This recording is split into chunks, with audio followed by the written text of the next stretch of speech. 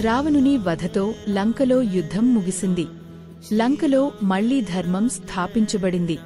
వానరసేన ఆనందంతో జయ శ్రీరామ్ అంటూ గగనం మార్మోగించారు.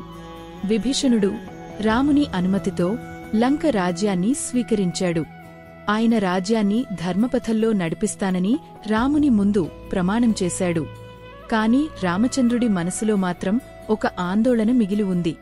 రావణుడి బంధంలో ఇంతకాలం ఉన్న సీతమ్మపై ప్రజలు అనుమానం పెట్టకూడదనే ధర్మసంకటంలో ఆయన చిక్కుకున్నాడు.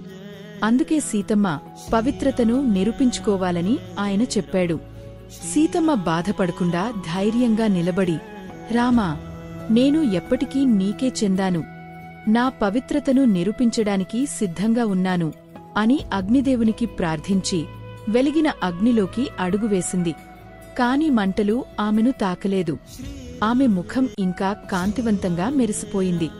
అగ్నిదేవుడు ప్రత్యక్షమే, సీతమ్మ పవిత్రురాలు, ఆమె ఎప్పుడూ రాముని పట్లే అంకితమే ఉంది అని ప్రకటించాడు.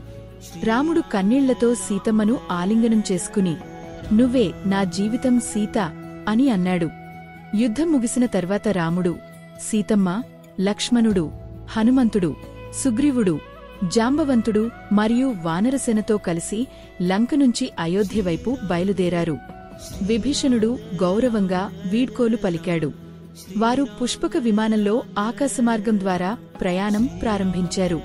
ఇక అయోధ్యలో ఈలోపే భరతుడు రాముని కోసం తపస్సు చేస్తూ ఉన్నాడు. రాముడు తిరిగి వస్తున్నాడని వార్త విన్న వెంటనే భరతుడు ఉప్పొంగిపోయాడు. ప్రజలతో కలిసి నగరాన్ని పూలతో అలంకరించాడు. రాముడు పుష్పక విమానంలో అయోధ్యకు చేరుకున్నప్పుడు భరతుడు, శత్రుఘ్నుడు, వశిష్ఠ మహర్షి మరియు సమస్త ప్రజలు ఆనందంతో ఆయనను ఆహ్వానించారు.